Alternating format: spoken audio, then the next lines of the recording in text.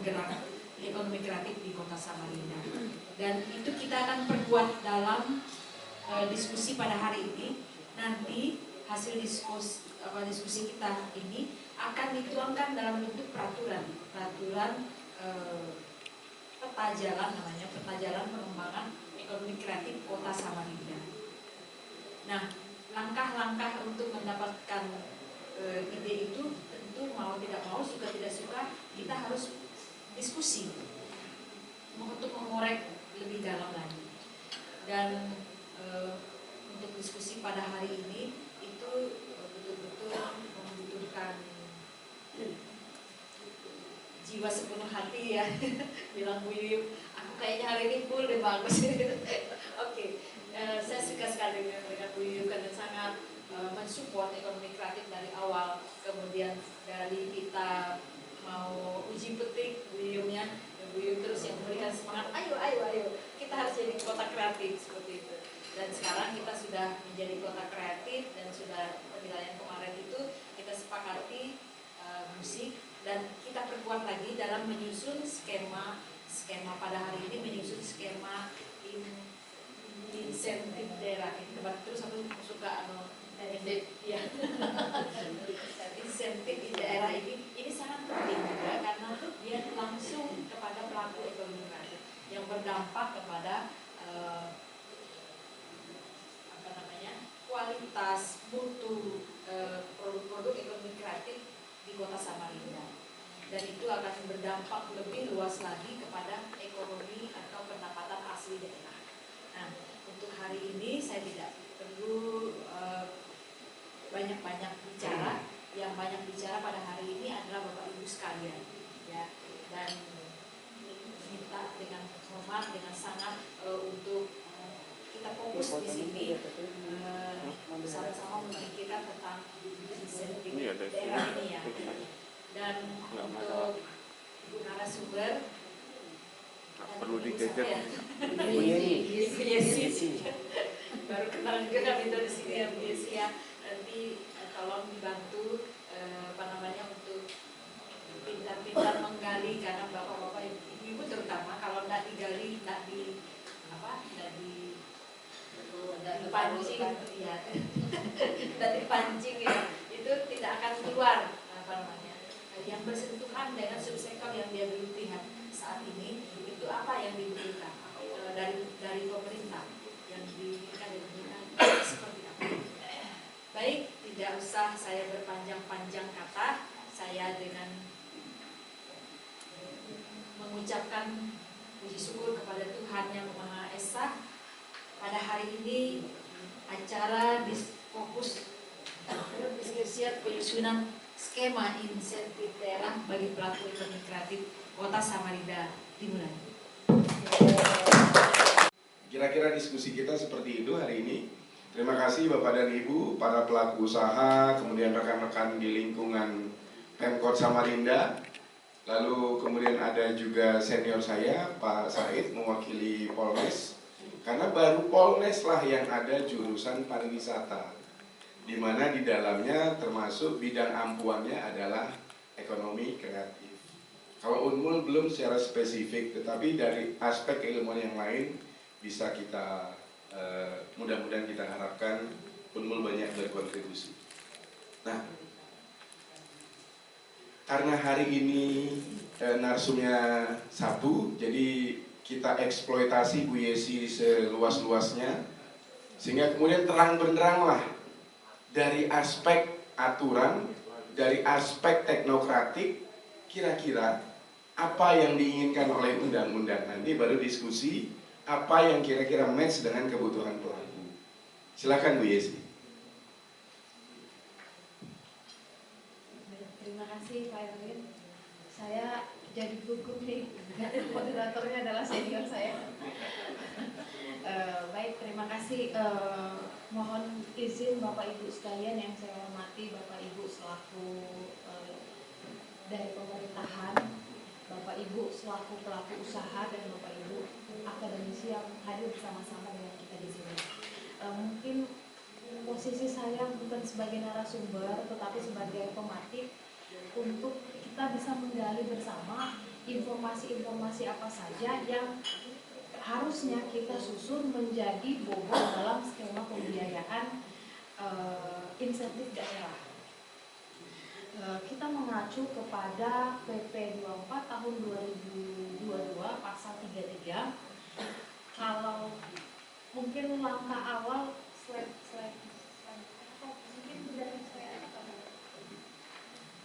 Nah, kita mengenal ada 17 sektor ekonomi kreatif, mulai dari aplikasi, kemudian adanya game developer, arsitektur, desain interior, desain komunikasi visual, fashion, desain produk, animasi video, fotografi, kria, kuliner, musik, penerbitan, periklanan, seni pertunjukan, seni budaya, dan TV radio. Dari 17 sektor tersebut, kalau pada mengacu pada PP 24 itu disebutkan bahwa ekonomi kreatif adalah perwujudan nilai tambah dari kekayaan intelektual yang bersumber dari kreativitas manusia yang berbasis warisan budaya, ilmu pengetahuan, dan teknologi. Artinya di sini ekonomi kreatif itu hadir pada 17 sektor ini untuk meningkatkan nilai tambah yang ada pada sektor-sektor tersebut. Nah, mengacu pada PP 24 tahun 2022, pada PP ini, pada peraturan ini, pada regulasi ini ada 6 kunci yang ingin yang menjadi pokok atau ruang lingkup peraturan. Yang pertama itu pembiayaan ekonomi kreatif. Kemudian ada juga fasilitas pengembangan sistem pemasaran produk ekonomi kreatif berbasis kekayaan intelektual, kemudian infrastruktur ekonomi kreatif, insentif bagi pelaku ekonomi kreatif, tanggung jawab pemerintah atau pemerintah daerah serta peran serta masyarakat dalam pengembangan ekonomi kreatif dan penyelesaian sengketa pembiayaan. Pada waktu sekarang, waktu kita akan berdiskusi pada pembiayaan ekonomi kreatif dengan skema pemberian insentif bagi pelaku ekonomi kreatif. Jadi insentif bagi ekonomi kreatif ini dia masuk pada bagian kecil dari skema pembiayaan ekonomi kreatif tersebut. Nah, apa itu pembiayaan ekonomi kreatif? Pembiayaan ekonomi kreatif yang dimaksud dalam PP 24 itu berbasis kekayaan intelektual, di mana skema pembiayaan ini menjadikan kekayaan intelektual sebagai objek jaminan bagi lembaga keuangan, bank atau lembaga keuangan non-bank agar dapat memberikan pembiayaan kepada pelaku ekonomi. Jadi kekayaan intelektual ini dipandang sebagai barang berharga sehingga bisa menjadi jaminan secara resmi bagi pelaku ekonomi untuk mendapatkan pembiayaan. Kemudian kita merujuk kepada insentif bagi pelaku ekonomi kreatif. Dalam pasal 22 itu disebutkan fasilitas, akses, dan atau bantuan pembiayaan itu terdiri dari pemberian insentif dan penyediaan skema pembiayaan khusus. Nah, berdasar pasal 22 ini, bagian A, pemberian insentif itu diatur dalam pasal 33 yang menjadi pokok kita hari ini. Jadi pasal 33 itu menyatakan pemerintah dan atau pemerintah daerah ekonomi dapat memberikan insentif kepada pelaku ekonomi kreatif berupa 2 hal. Yang pertama, insentif fiskal dan insentif non fiskal. Kalau insentif fiskal itu berupa kita kenal dengan uang, kalau insentif non fiskal adalah insentif yang diberikan pemerintah daerah namun tidak berwujud uang. Contohnya misalnya secara jelas disebutkan dalam pasal 34 itu ada 6 insentif non fiskal. Yang pertama, penyederhanaan proses impor ekspor bahan baku dan atau bahan penolong usaha ekonomi kreatif. Jadi dalam industri dibutuhkan bahan baku, pemerintah daerah bisa hadir dalam memfasilitasi apa yang dibutuhkan dikembangkan. Nah, kemudian yang kedua, kemudahan akses tempat usaha ekonomi kreatif. Yang ketiga, kemudahan pelayanan izin berusaha di bidang ekonomi kreatif. Keempat, kemudahan dalam proses permohonan pendaftaran dan pencatatan kekayaan intelektual. Yang kelima, pendampingan dan inkubasi bagi usaha ekonomi kreatif. Dan terakhir, keenam, kemudahan akses bantuan hukum usaha ekonomi kreatif. Jadi pada insentif non fiskal ini diharapkan pemerintah daerah ini hadir menjembatani kebutuhan-kebutuhan dari pelaku ekonomi kreatif, di mana dengan hadirnya pemerintah ini dapat mempermudah, ini dapat membantu, ini dapat menjembatani baik dari sisi izin usaha, tempat usaha, dan pengembangan usaha sektor ekonomi kreatif itu sendiri. Nah, kita berfokus kepada yang pasal 33 ayat A, masih di slide yang sama. Pasal 33 ayat A adalah pemberian insentif fiskal. Bagaimana cara pemberian insentif fiskal? Dalam pasal 34 itu dinyatakan, saya ke pasal 2-nya, ke ayat 2-nya, karena ke ayat 1-nya ini pemerintah pusat. Saya fokusnya ke pasal 2-nya. Di sini disebutkan insentif fiskal bagi pelaku ekonomi yang diberikan oleh pemerintah daerah dapat berupa insentif perpajakan daerah dan atau insentif retribusi. Jadi karena ada kata dan atau di sini, artinya pelaku ekonomi bisa diberikan insentif pajak dan sekaligus retribusi, atau hanya salah satunya. Dia hanya dapat pajak saja atau insentif saja. Nah, kenapa dibedakan?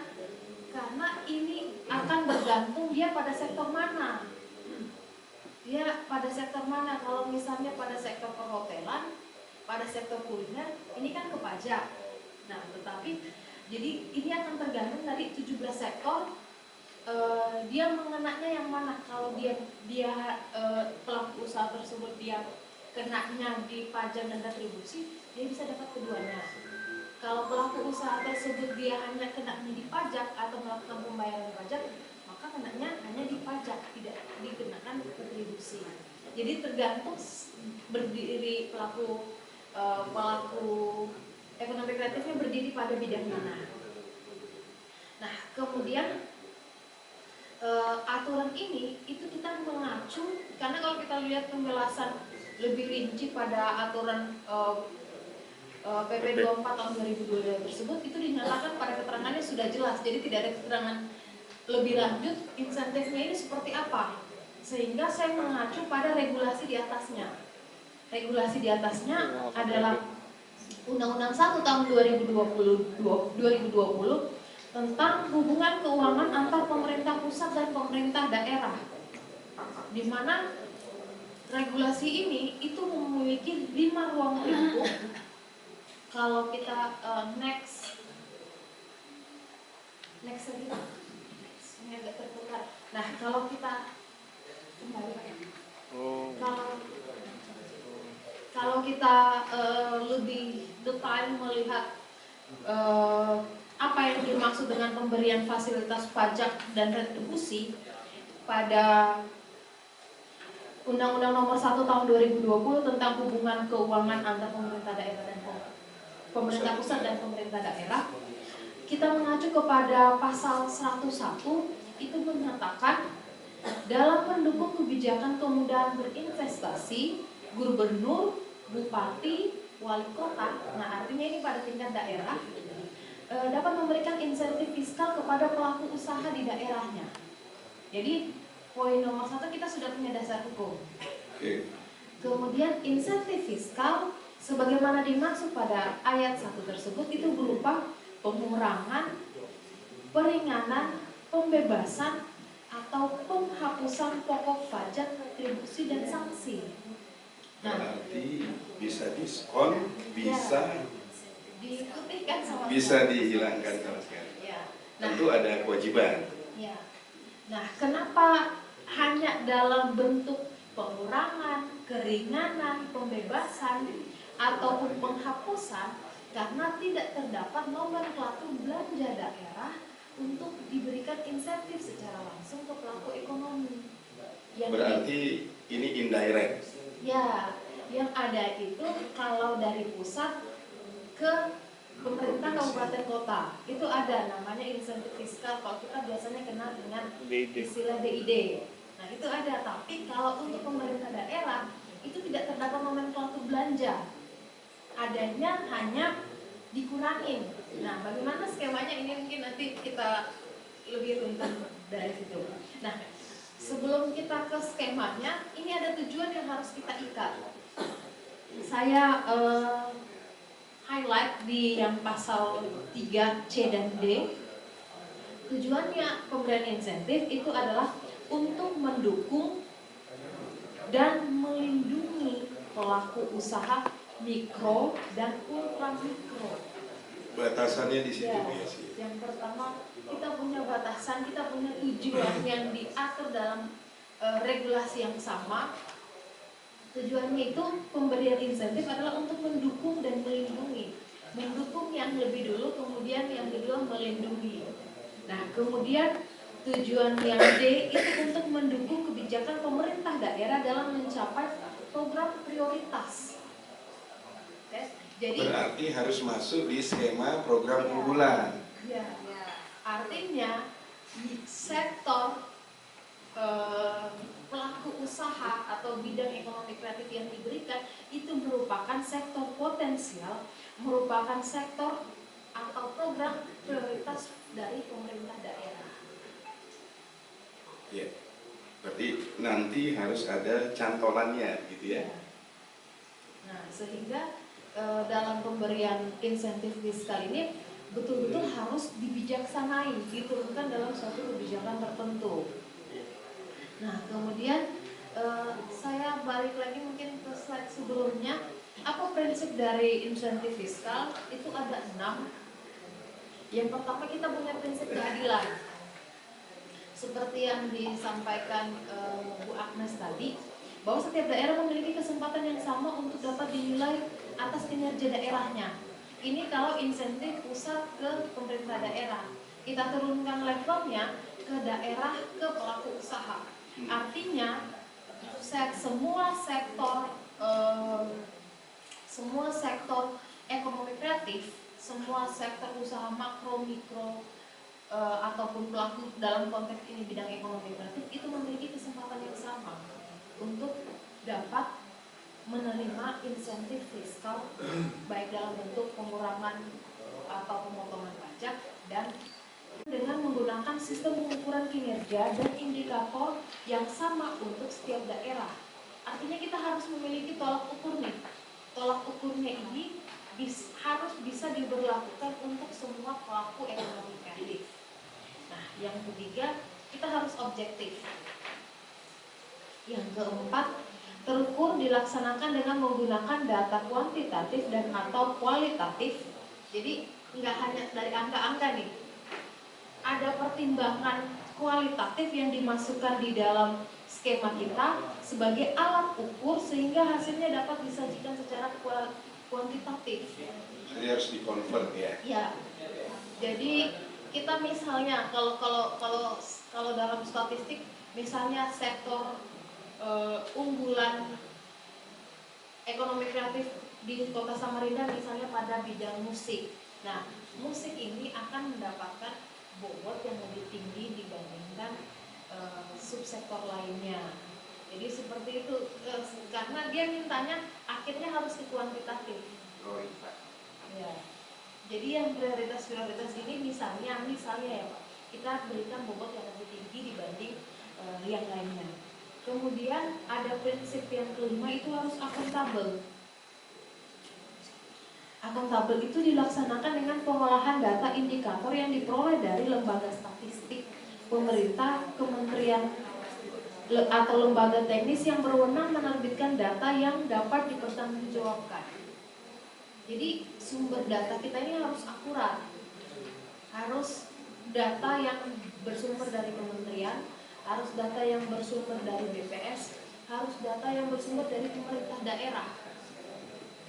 Kemudian yang terakhir dia relevan. Nah, relevan ini merupakan kinerja yang dinilai merupakan hasil upaya yang dilakukan oleh pemerintah daerah secara umum. Jadi dalam tafsir relevan ini membuka fleksibilitas. Artinya antar daerah Samarinda, Bontang, dan Balikpapan misalnya itu bisa memiliki indikator yang berbeda disesuaikan dengan kondisi daerahnya. Jadi harus relevan dengan kondisi daerahnya.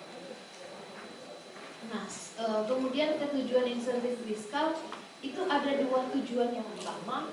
Yang pertama sebagai reward. Kenapa? Karena daerah yang memiliki kinerja terbaik, atau dalam hal ini pelaku usaha yang memiliki kinerja terbaik ini dalam hal keuangannya bagus, kemudian pelayanan yang diberikan untuk masyarakat bagus, kemudian produk yang dihasilkan ini memiliki kualitas yang bagus, kemudian dia memiliki kinerja pertumbuhan omset misalnya yang bagus. Nah, untuk pelaku usaha ini itu yang mendapat reward dalam bantuan insentif fiskal. Masuk kemampuan serapan tenaga kerja bisa? Ya, termasuk. Poin ini sebenarnya lebih rinci nanti saya jelaskan pada slide bagian akhir. Kemudian yang kedua, memacu daerah dalam meningkatkan kualitas pengelolaan. Dalam hal ini berarti memacu pelaku usaha untuk meningkatkan kualitas keuangannya dan kapasitas produk yang dihasilkan. Karena ini saya ambil bersumber dari paparan insentif fiskal dari Kementerian Keuangan. Nah, kemudian bagaimana skemanya? Ini kita sudah mulai masuk ke skemanya. Sebelumnya, nah, dinyatakan bahwa ketentuan lebih lanjut mengenai tata cara pemberian insentif fiskal itu diatur berdasarkan peraturan pemerintah daerah. Kita berbasis dari yang mengantar yang sebelumnya saya sampaikan. Apa yang harus kita lakukan pertama? Yang kita lakukan pertama, kita harus punya data yang memadai tentang pelaku usaha ekonomi kreatif. Nah, dari data ini kita pilih mana pelaku ekonomi kreatif yang sudah memiliki izin, mana pelaku ekonomi kreatif yang belum memiliki izin. Tentu saja kita negara hukum, yang diprioritaskan pasti pelaku usaha yang sudah memiliki izin. Sedangkan pelaku usaha yang belum memiliki izin, ini akan kita dorong untuk memiliki izin sehingga memiliki kesempatan yang sama mendapatkan insentif fiskal. Nah, yang kedua, setelah kita punya basis data, itu kita susun pelaku usahanya ini bergerak di bidang apa. Kenapa kita harus memilah bidang usahanya? Agar kita bisa meyakinkan bahwa setiap bidang usaha pada ekonomi kreatif ini ada yang mewakili untuk mendapatkan insentif fiskal tersebut. Jadi prinsip keadilan tadi ya, semua bidang berhak mendapatkan reward insentif. Ya, reward insentif fiskal. Kemudian yang kedua, setelah kita klasifikasikan, kita perlu klasifikasikan lagi yang mana yang potensial. Karena basis yang diberikan adalah yang potensial. Nah, kemudian setelah kita punya data yang akurat, itu kita lakukan penyusunan kinerja pelaku usaha. Kalau kita sudah menyusun kinerja pelaku usaha, ini sudah berbicara individu dari pelaku usaha lagi, bukan lagi sektornya. Nah, bukan lagi sektornya, tapi sudah individu dari pelaku usaha. Tim harus mampu menghitung kinerjanya dan melakukan scoring dan standarisasi nilai usaha dengan berbasis kinerja produktivitas. Kinerja produktivitas akan saya jelaskan pada slide selanjutnya. Nah, setelah dilakukan scoring nih, muncul nama-nama pelaku usaha yang direkomendasikan menerima, kita harus ke tim TAPD. Kenapa? Karena tim TAPD ini harus menghitung share insentif. Plafon anggarannya ini seberapa besar yang bisa di-share. Kenapa? Karena dari sini akan berdampak ke pengurangan pajak dan retribusi daerah. Jadi Yang sudah ditarget berarti akan berkurang. yang sudah ditarget akan Sehingga berkurang. kemudian harus melibatkan TAPD. Ya, tim TAPD itu harus menyusun berapa sih share-nya dari APBD yang mau di-share untuk pelaku usaha. Ya, berapa persen dari target PAD itu yang bisa di-share. Nah, ini harus disusun oleh tim TAPD. Setelah kita sudah keluar nama pelaku usahanya, kita sudah keluar share insentifnya, kita lakukan pengajuan ke penerima insentif, di mana dari hasil ini, hasil yang sudah kita susun pada step kedua, kita bawa ke DPRD. Di DPRD ini dilampirkan pertimbangan-pertimbangan kenapa memberikan insentif fiskal tersebut. Nah, dari DPRD ini baru ke pemerintah daerah. Jadi lebih rinci nih formulasinya. Siapa dapat apa? Berapa besar? Ya, siapa dapat apa itu ditetapkan dalam perkada, peraturan kepala daerah. Karena mau tidak mau ini pasti harus masuk dalam skema perubahan di APBD begitu ya. Ya, kenapa? Karena dia harus diperkadakan, karena ini akan menjadi dasar bagi pemungut pajak, pemungut retribusi daerah dalam menarik pajak dan retribusi daerah. Misalnya pemungut pajak harusnya pelaku usaha A dia membayar 100%. Dengan dasar perkada tersebut, ternyata misalnya ya dia hanya cukup membayar 20% daripada yang harus dia bayarkan. Atau misalnya pelaku usaha A dia harus membayar retribusi. Dengan dasar perkada tersebut, pelaku usaha ekonomi kreatif tidak perlu membayar retribusi daerah. Jadi perkada ini yang akan menjadi dasar dalam pemungut pajak dan retribusi daerah melakukan pemungutan pajak dan retribusi daerah tersebut. Jadi dasar hukumnya kita sudah pegang nih. Si penarik pajak sudah pegang, pelaku usahanya juga sudah pegang. Jadi, Sehingga sinkron. ya, sehingga tidak bentrok di lapangan. Itu gunanya database di awal tadi ya. Ya, sehingga itu kita sudah harus susun nih database-nya itu seperti apa. Nah, skema pelaksanaannya, pembiayaan itu terdiri dari pembiayaan dari pemerintah dan non pemerintah. Next. Dari pemerintah itu insentif fiskal dan non fiskal. Ada juga pembiayaan non fiskal yang berbasis kekayaan intelektual tadi. Nah, kalau di pajak dan retribusi daerah ini bersifat seperti yang tadi saya sampaikan, pengurangan nilai pajak dan retribusi. Pengurangan nilai pajak dan retribusi atau pembebasan jika memenuhi kriteria tertentu. Nah, kriterianya apa? Kalau kita mengacu, ini saya di kolom sebelah kanan saya, ini adalah kriteria Kementerian Keuangan dalam memberikan insentif ke daerah. Sebelah kiri saya, ini merupakan rekomendasi bagi daerah dalam memberikan retribusi insentif fiskal dalam bentuk pajak dan retribusi ke pelaku usaha berbasis ekonomi kreatif. Jadi kurang lebih sama, ada 4 kriteria yang saya rekomendasikan. Yang pertama, kinerja keuangan. Pelaku ekonomi kreatif harus jelas nih benefit cost-nya berapa, untung ruginya berapa. Bukan hanya di untung rugi, tetapi kita lihat kinerja keuangan di pertumbuhan omset. Pertumbuhan omsetnya seperti apa. Kemudian ada kriteria kedua, ini bersifat rekomendasi, kontribusi pada pada perekonomian daerah. Berapa sih nilai ekspor yang disumbang dari pelaku ekonomi kreatif tersebut? Kemudian berapa besar investasi yang mengalir, perputaran uang yang mengalir pada ekonomi kreatif tersebut? Kemudian berapa besar seperti yang tadi disampaikan Pak Ibu, penyerapan tenaga kerja yang dilakukan oleh pelaku ekonomi kreatif tersebut. Kemudian yang ketiga ada peningkatan nilai. Barang yang diciptakan oleh ekonomi kreatif, kita mengacu pada definisi awal tadi, itu adanya inovasi di dalamnya. Nilai tambah. Ya, adanya nilai tambah, adanya kebaruan di dalamnya.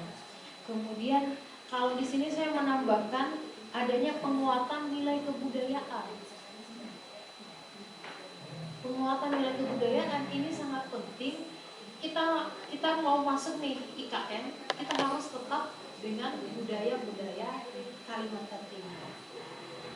Nah, kemudian yang keempat itu ada prinsip kepatuhan, di mana harusnya pelaku usaha ini bisa bekerja sama dengan pemerintah daerah.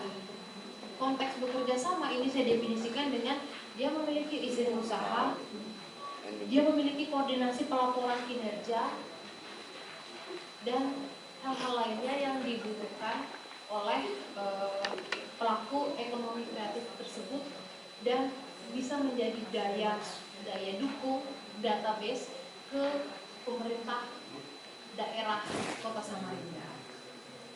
Nah, pertanyaannya, apakah semua pelaku ekonomi kreatif wajib menerima insentif? Nah, kita next ke slide selanjutnya. Kalau di Kementerian Keuangan ke daerah, bahkan hanya 57,6% daerah yang menerima insentif fiskal dari Kementerian Keuangan. Jadi jawaban ini adalah tidak wajib. Tetapi berhak. Ya, tapi berhak. Artinya tidak semua pelaku usaha ini wajib menagih, saya loh harus dapat insentif. Tidak seperti itu, karena skemanya yang diatur penerapan insentif fiskal di Indonesia, bahkan 42,44% daerah kabupaten kota dan tingkat provinsi itu ternyata belum menerima insentif fiskal dari pemerintah pusat ke pemerintah daerah. Nah, artinya di sini kriteria untuk menyaring siapa yang berhak itu sangat dibutuhkan. Itu sangat dibutuhkan dalam pemberian insentif fiskal di Samarinda. Jadi ini sekilas gambaran pemberian insentif fiskal pada level pusat ke daerah. Penyalurannya pun tidak gelondongan, tidak 100%, tapi dia dilakukan secara bertahap. Nah, kalau kita karena sifatnya pengurangan pajak dan retribusi, mungkin akan dilakukan secara bertahap per bulan sesuai dengan kapan dia harus membayar pajak dan retribusi, tapi tidak wajib semua pelaku usaha pada sektor ekonomi kreatif mendapatkan insentif fiskal. Nah, setelah dapat, implikasinya bagi daerah apa? Setelah dapat insentif fiskal, apa yang terjadi? Yang saya memperkirakan ada 4 hal yang terjadi. Yang pertama, akan terjadi peningkatan modal usaha pelaku ekonomi kreatif, yang harusnya dana tersebut digunakan untuk pembayaran pajak, yang harusnya dana tersebut digunakan untuk pembayaran retribusi, dana tersebut dapat digunakan bagi pelaku usaha ekonomi kreatif sebagai modal. Tambahan modal. Ya, tambahan modal. Di mana semakin besar modal akan semakin poin kedua, akan semakin tinggi inovasi daerah, akan semakin tinggi omset pelaku usaha, akan semakin tinggi akan semakin kuat ekonomi kerakyatan daerah. Karena sebagian besar dari pelaku ekonomi kreatif ini memperkuat ekonomi kerakyatan daerah.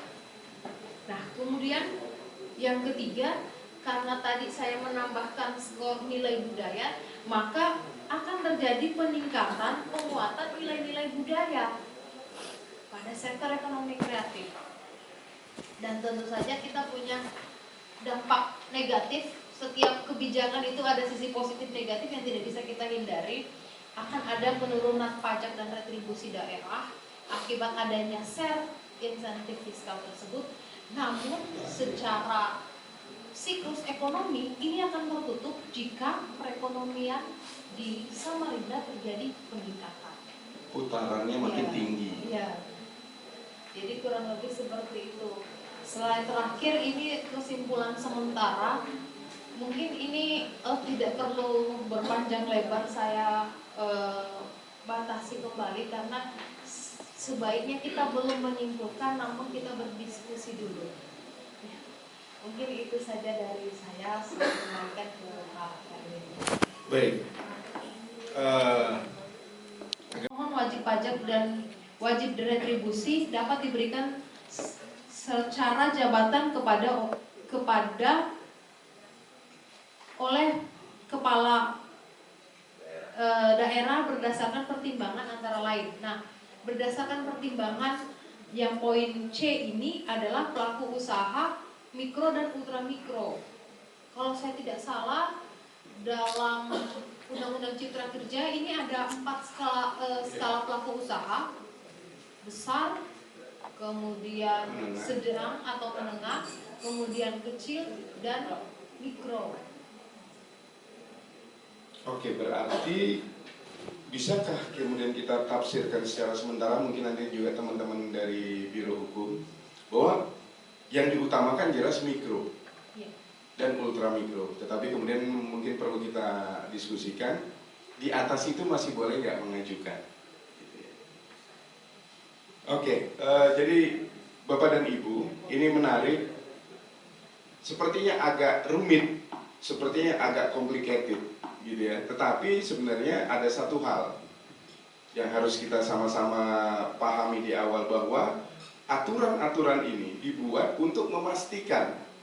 Yang pertama, strategi memberikan insentif itu adalah strategi untuk memotivasi terutama dari mikro dan pelaku usaha dari level mikro dan ultramikro. Jadi sebagian katakanlah burden atau beban pembiayaannya langsung dialihkan kembali, kan gitu ya biasa ya. Kan kalau skema pajak dia ditarik dulu, dikumpulkan, baru diredistribusi, gitu kan? Kalau pada skemanya kita tidak bisa meretribusi karena yang sudah masuk kalau keluar harus ada mata anggarannya. Betul. Nah, jadi pada saat kita mau tarik kita langsung Kembali. Sehingga ketika kita menerapkan strategi pembiayaan insentif ini, yang kemudian ada sebagian diskon, sehingga penerimaan pajak dan retribusinya menjadi lebih kecil untuk daerah, itu tetap harus ada pertanggungjawaban publiknya. Sehingga skema database sebagai mekanisme untuk melakukan filterisasi diskon tadi secara objektif perlu disusun dan diperkuat di awal. Kira-kira begitu skemanya. Jadi mungkin dalam pikiran kita ya sudah, kalau kita memenuhi syarat, begitu tahun berjalan langsung dapat diskon. Ternyata enggak, dia harus diajukan di awal, gitu ya Yes. Sehingga kemudian ditetapkan batasnya. Kalau batasnya ternyata skema pengajuannya tidak memenuhi syarat, malah nggak dapat. Tadi ini kemudian mengadopsi peraturan di atasnya, yaitu peraturan skema antara pusat dengan daerah, yang pada faktanya setiap tahun hanya berarti mungkin hanya setengah dari 34 provinsi yang selama ini dapat. Gitu. Jadi dari 34 berarti 17 provinsi aja yang selama ini memanfaatkan skema ini. Nah, sekarang tantangan kita adalah yang pertama menyiapkan database, benar gitu ya. Yang kedua kita menyiapkan kriteria, lalu kemudian kita menyiapkan skema untuk melakukan adaptasi pada estimasi penerimaan daerah yang akan disalurkan kembali ke pelaku langsung dengan segala tujuannya tadi. Kira-kira gitu Bu Yesi ya. Ya, saya agak bangga lah ini sama Unmul bisa bantu-bantu mikir begitu. Baik, Bapak dan Ibu, tentu ada banyak hal, ada banyak pendapat yang perlu kita dengar, gitu ya, karena ternyata memang agak sedikit rumit, tetapi bukan berarti tidak mungkin dilakukan. Ada Mas Randy. Siap. Segera nanti kita minta bekerja, Mas. Karena saya suka ngomong gitu Mas Randy gitu ya. Ya itu kan maksudnya ada bagian hukum ya, yang ibaratnya kalau NPHD itu ada notabene-nya sekarang itu perangkat daerah yang jadi ininya, jadi leading sektornya, asalkan ada prioritas. Benar kata Bu Yesi, harus ada prioritas di anggaran pemerintah bahwa memang ada peruntukan untuk ekonomi kreatif. Nah ini, jadi ibaratnya insentif yang kita bahas ini harusnya ada dua item nih ya. Yang pertama, apakah insentif itu bila dari pusat diserahkan ke daerah atau melalui APBD Kota Samarinda yang diperuntukkan untuk insentif ekonomi kreatif tersebut. Kemudian untuk tolak ukur, nah ini memang ada 17 luar biasa nih. Pastinya lebih berat lagi, harus ada alat ukur yang gimana sih gitu ya untuk mendapatkan dana bantuan insentif tersebut gitu kan. Kan di luar daripada pengertian insentif tersebut, mau fiskal atau non fiskal kan gitu ya. Nah ini sebagai masukan dari saya, jadi terlalu lama kalau saya ini kan. Nah, terima kasih. Baik, sebelum ditanggapi Bu Yesi, berarti yang dipikirkan oleh Mbak Yuyum adalah di Disporapar bidang ekraf, lalu penetapan sektor unggulan.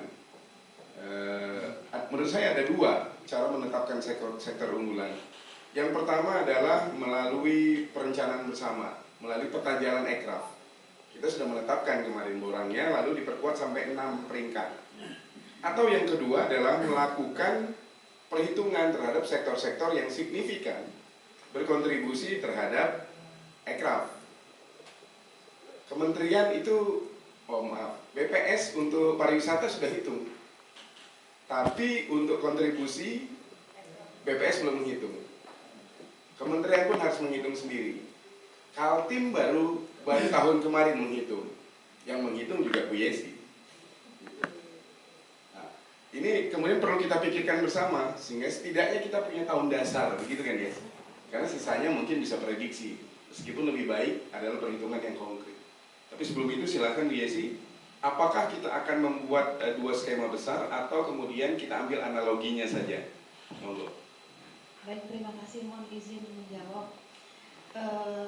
Sepengetahuan saya ya Ibu, kalau DED itu adalah dana yang diberikan dari pusat ke pemerintah daerah. Artinya penggunaan dana DED tersebut itu dapat digunakan secara luas, tidak khusus pada sektor ekonomi kreatif. Nah, yang dimaksud dari PP 24 tahun 2022 ya tentang ekonomi PP Ekraf ini adalah ekraf ini dia dapat menginginkan perlakuan khusus sehingga bisa diberikan insentif fiskal yang diatur oleh daerah sendiri. Ada keluangan. Ada keluangan. Jadi kalau misalnya DID-nya dana insentif daerah itu mau digunakan untuk ekonomi kreatif itu bisa. Tapi kalau dari pemerintah daerah juga mau mengadakan insentif khusus untuk pelaku ekonomi tadi. Jadi dari dua sumber pembiayaan nih. Jadinya seperti itu. Oke. Itu kalau menurut pandangan saya. Jadi kalau yang dari pusat kan kemarin karena keadaan darurat ya, tapi juga tidak menutup kemungkinan ada skema-skema lain dari pusat.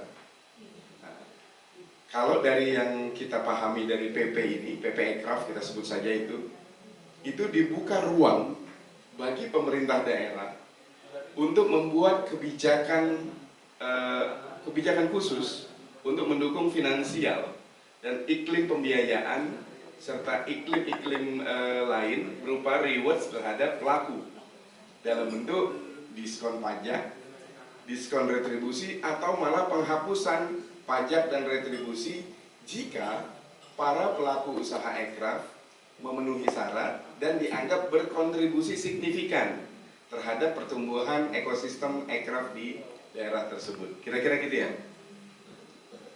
Bu Yuyum masih melanjutkan? Monggo. Definisi khusus tentang pemberian insentif juga. Daerah mana yang sudah mulai? Cukup banyak Pak ternyata, Oh, ternyata. terutama di wilayah Jawa. Oke. Silakan Pak. Baik, saya dari DPM PTSP Kota Samarinda. Saya di bidang investasi. Kebetulan kemarin kita sudah membahas terkait peraturan daerah itu Raperda, pemberian insentif dan kemudahan berinvestasi di Kota Samarinda. Oke. Dan ini juga perda tersebut sudah masuk jadwal dari DPR karena kebetulan Dewan juga pergantian, kemungkinan mudah-mudahan perda tersebut bisa disahkan di bulan November. Apa Oke, substansinya, Pak? Substansi ini terkait untuk usaha kecil dari besar sampai kecil untuk pemberian insentif tersebut. Jadi raperda itu yang untuk kemudahan berinvestasi. Nah, mungkin di dalam hal ini mungkin bisa masuk juga terkait insentif ini untuk UMKM itu. Berarti perdanya bersifat general, Pak ya? Betul, untuk raperda Kota Samarinda itu sendiri. Apakah itu nanti bisa masuk ke UMKM? Memang ini kelihatannya dari besar sampai kecil untuk menggait investasi di Kota Samarinda. Baik, itu yang bisa saya Tujuan sampaikan. utama ranperdanya adalah memudahkan investasi. Memudahkan investasi, benar. Bukan usaha besar aja, tapi UMKM juga. Betul. Berarti kan tadi spektrumnya dari usaha besar sampai usaha mikro. Betul. Dalam konsep teknisnya, apa bentuk kemudahan investasi yang coba Ya. diberikan, Pak?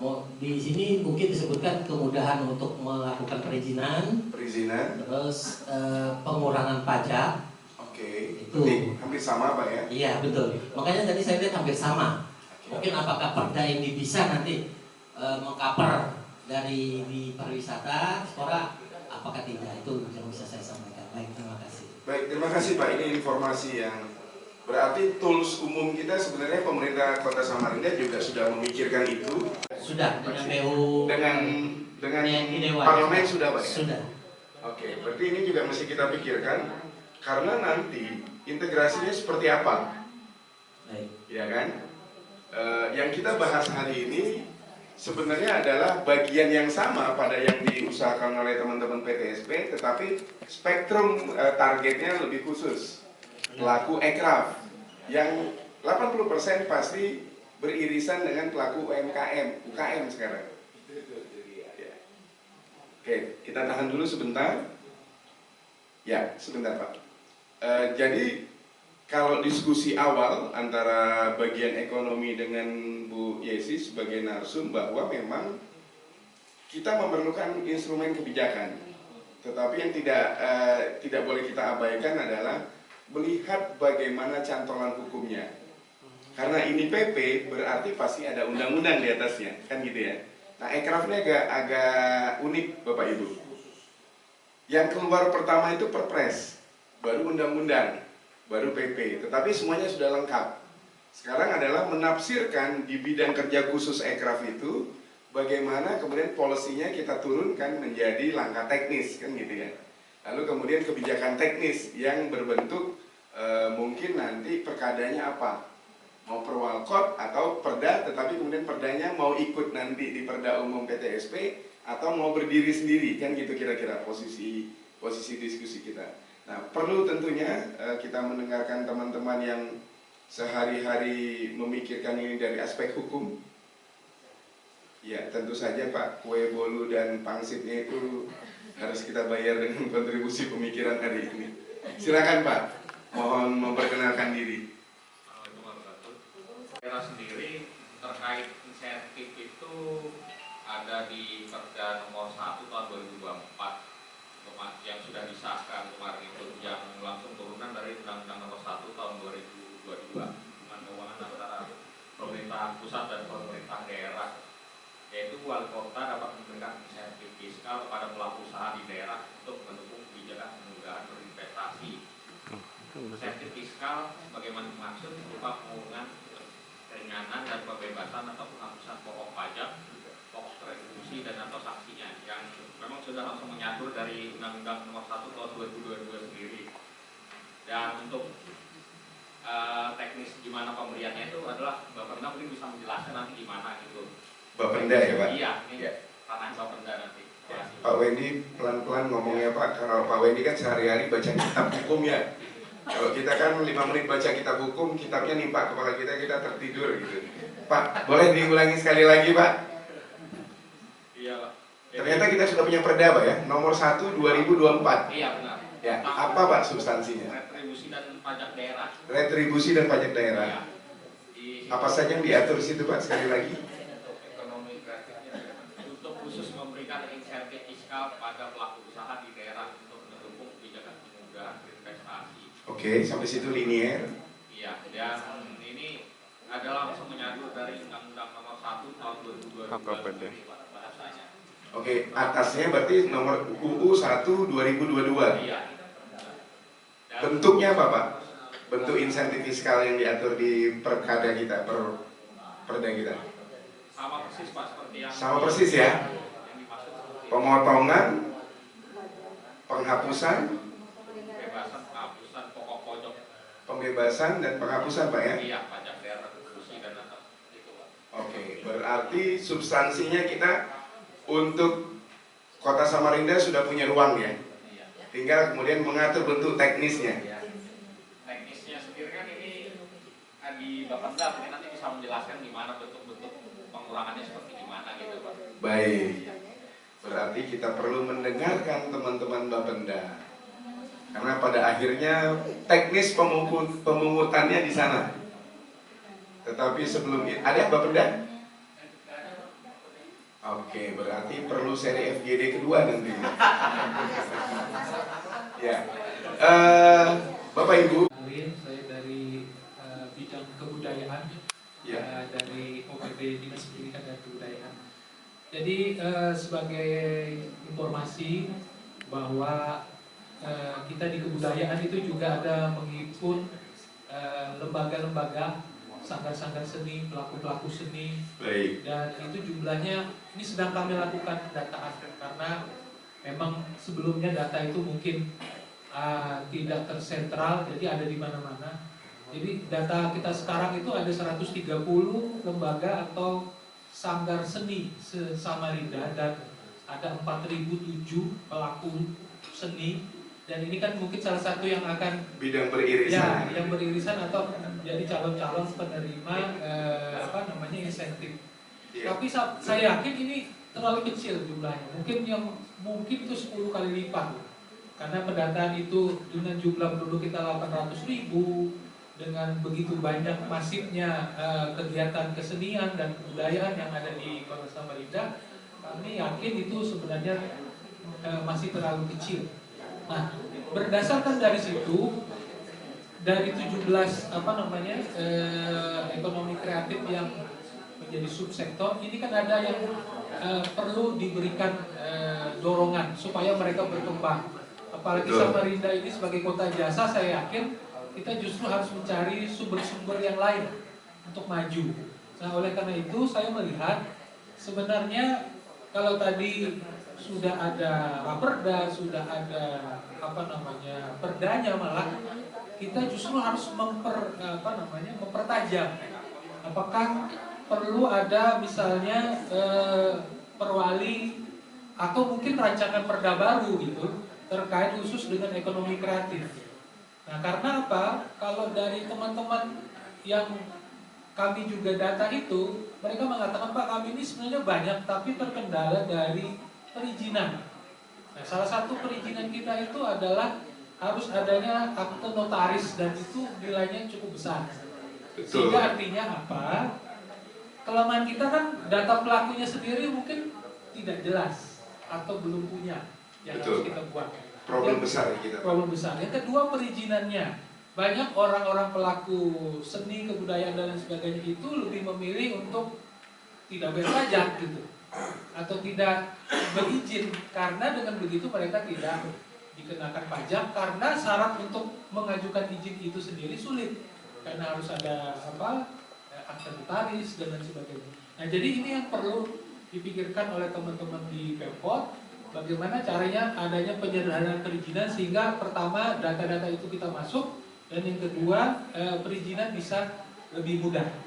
Nah, kemudian apa yang perlu diberikan atau insentif fiskal seperti apa? Kalau saran dari teman-teman yang bercerita kepada kami, ya mereka menginginkan misalnya ada pengurangan pajak dalam pembayaran PBB misalnya, atau pajak barang dan jasa, misalnya ketika para seniman-seniman itu memerlukan membeli peralatan teknologi atau misalnya dari luar Samarinda, itu bisa dipermudah sehingga tidak dikenai pajak yang tinggi.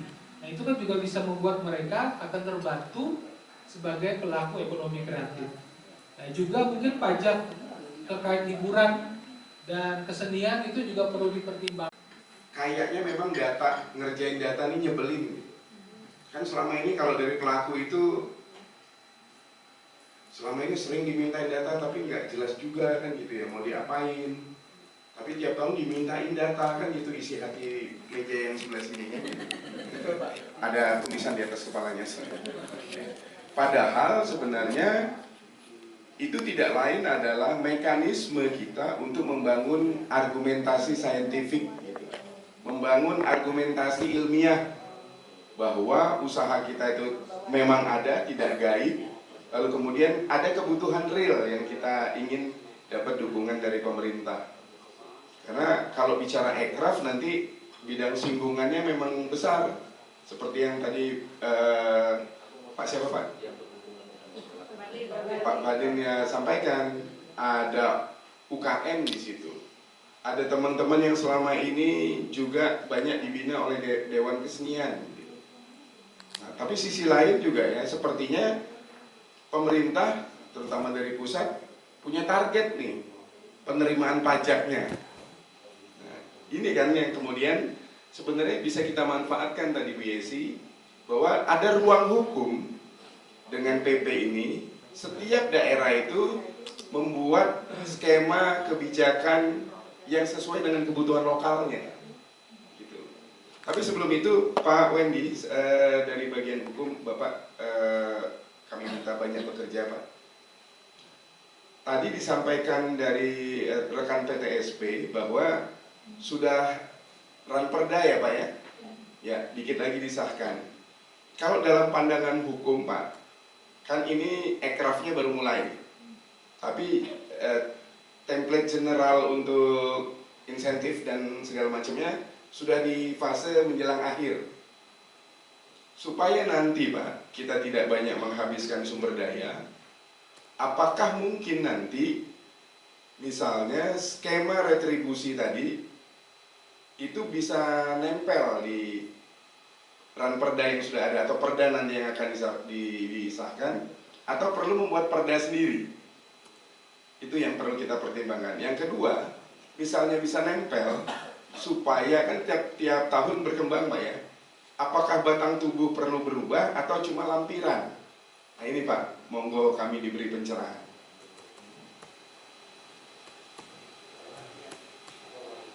Kalau untuk itu kan bisa dilihat nanti Pak, apakah klarifikasi dari usaha tersebut masuk di perda tersebut atau tidak Pak.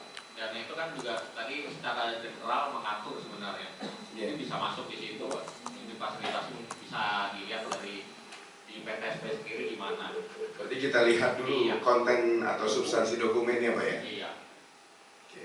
Berarti nanti tim dari Disporapar perlu segera terkoneksi dengan apa yang disusun oleh teman-teman PTSP. Karena jujur saja dari proses teknokratik sampai rancangan sampai jadi produk perda itu pasti menguras banyak energi dan dana ya Pak ya. Nah, jadi supaya tidak banyak mengeluarkan sumber daya yang bisa kita alihkan ke diskon-diskon tadi, mungkin perlu dijajaki seandainya nanti ditempelkan atau ikut dalam perubahan perdanya. Baik, itu ada yang mau disampaikan Pak? Silakan. Sebentar Bu.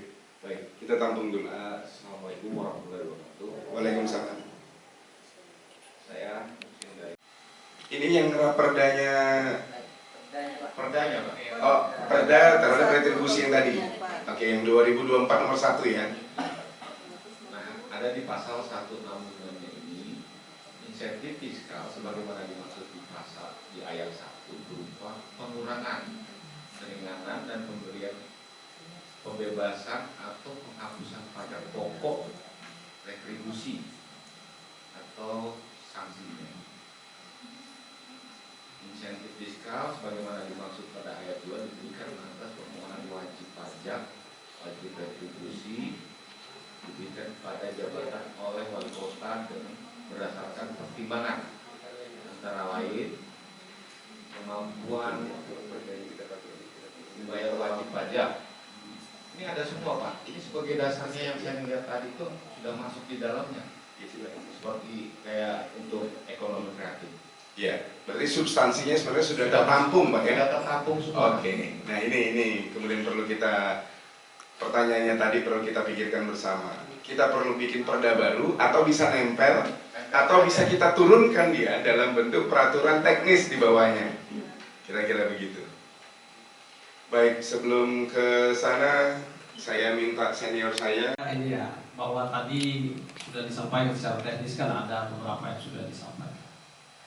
Tapi kemudian menurut saya termasuk hal yang sangat mendasar itu adalah memang seberapa besar jumlah ekraf kita yang sudah terdata dengan baik. Itu Bang Budi. Karena itu akan kemudian kemana-mana. Karena kalau nanti kemudian lebih ini lagi kemudian pertanyaan selanjutnya adalah kira-kira ekraf itu memberikan kontribusi terhadap pendapatan asli daerah itu berapa?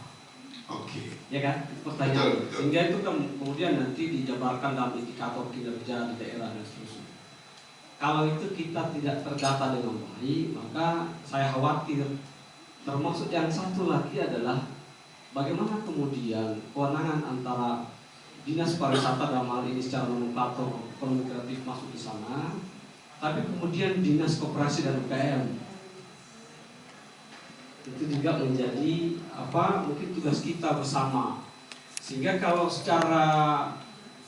kita bicara KBLI, maka usaha pariwisata itu sekitar 104 usaha yang kemudian ekraf juga sudah masuk di sana.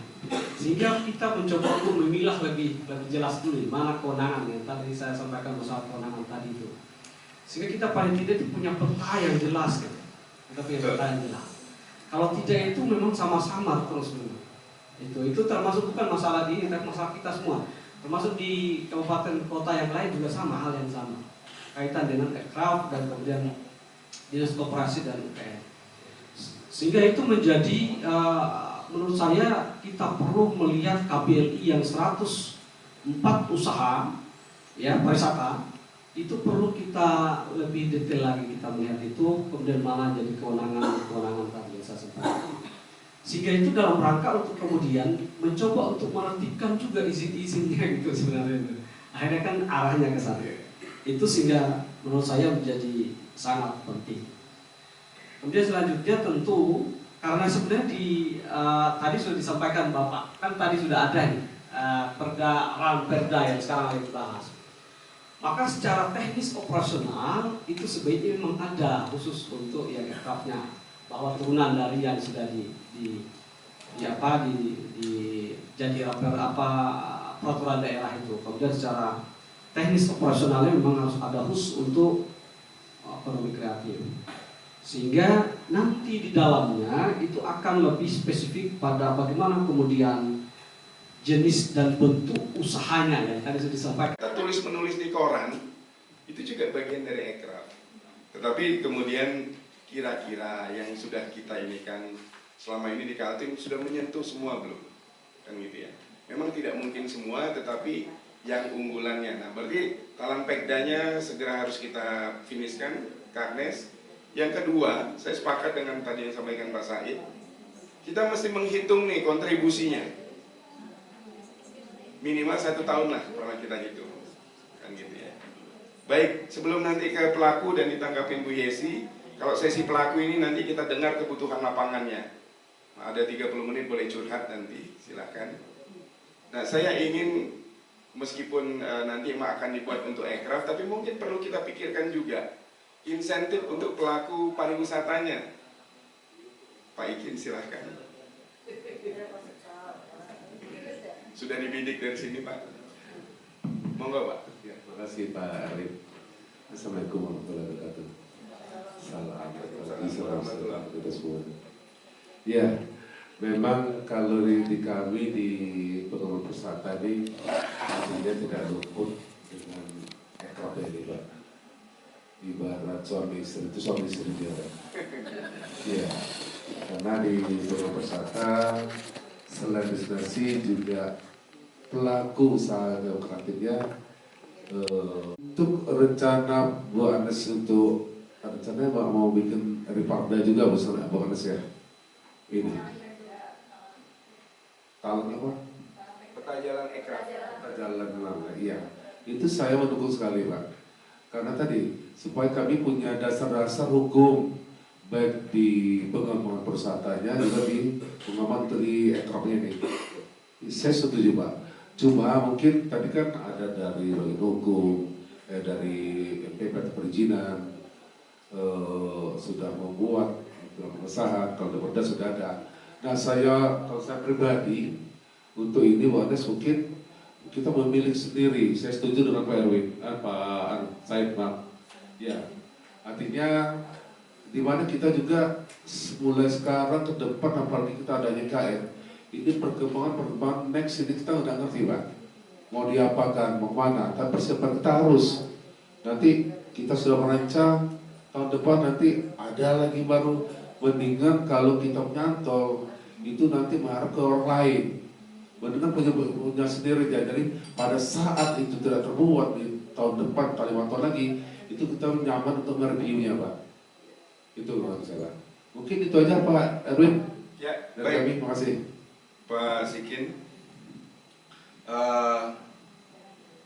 aircraft dan pariwisata memang kalau di Kaltim itu dia dianggap sebagai sektor yang komplementer, saling melengkapi ya. Tetapi kemudian tentu dari pariwisata maupun dari aircraft, menurut saya yang pertama-tama harus dibenahi oleh kita semua adalah database. Karena itulah yang nanti jadi dasar untuk menetapkan populasi mana yang bisa mendapatkan privilege dari segi insentif daerah ini. Baik. Saya pikir kita banyak kemajuan, artinya rumah besarnya kita punya undang-undangnya, kita punya PP-nya, gitu ya. Di tingkat kabupaten kota, teman-teman PTSP sudah berinisiatif untuk membuat satu general policy. Lalu kemudian tadi di bagian hukum sudah diberi info bahwa memang baik kita kemudian bergabung di sana sebagai dasar, sebagai konsideran hukum, tetapi kemudian perlu kita atur dengan produk hukum lain yang mungkin levelnya di bawahnya, yang tafsirannya lebih teknikal, yang lebih operasional, gitu kira-kira ya. Bu Yesi, mohon masukan. Ya, mohon izin menanggapi ada 2 hal mungkin yang perlu menjadi pokok dari yang disampaikan tadi. Yang pertama dari masalah hukum, yang kedua dari masalah kontribusi. Kalau dari masalah hukum, jika sudah ada Perda nomor 1 tahun 2024 di mana dalam pasal 126 itu sudah mengatur insentif fiskal, maka saya menjadi setuju dengan yang disampaikan Bu Yuyun tadi. Kita tidak perlu membuat raperda baru, tetapi raperda yang ada itu dijadikan dasar untuk penetapan SK. Nah, kalau SK ini bahkan sifatnya lebih fleksibel, karena setiap tahunnya itu kita bisa melakukan pembaruan siapa yang menerima berapa. Nah, itu kalau dari saya pribadi. Nah, kemudian fleksibilitasnya bisa tinggi karena bisa saja ada pelaku usaha baru yang mungkin bisa memiliki kontribusi, namun sebelumnya belum terdata. Nah, jadi ini bisa kalau dalam bentuk SK ini bagi saya pribadi sudah cukup jika sudah ada raperda yang menyatakan bahwa sudah bisa diberikan insentif fiskal dalam bentuk pengurangan, keringanan, bahkan penghapusan pajak dan retribusi. Nah, Jadi ada dasar untuk iya, memberikan diskon. Iya, Ini sudah ada, kita gembira. sudah punya dasar. Kenapa? Karena kalau dalam PP 24 PP Ekraf sendiri dia menyebutkan itu diturunkan lagi dalam perkada. Nah, tapi Yang kalau, bentuknya bisa saja. ya, tapi tidak secara khusus menerapkan perkada khusus untuk Ekraf. Jadi bisa diletakkan di perkada yang sudah ada. Oke. Nah, itu yang pertama. Kemudian kalau kita berbicara kontribusi, benar yang dikatakan Bapak Ibu sekalian, Ekraf, ekonomi kreatif, ini beririsan dengan sektor-sektor lainnya. Ekraf ini beririsan dengan sektor-sektor lainnya. Di tahun 2023 kami coba menghitung kontribusi sektor pariwisata dan sektor ekonomi kreatif untuk lingkup Kalimantan Timur. Kalimantan Timur.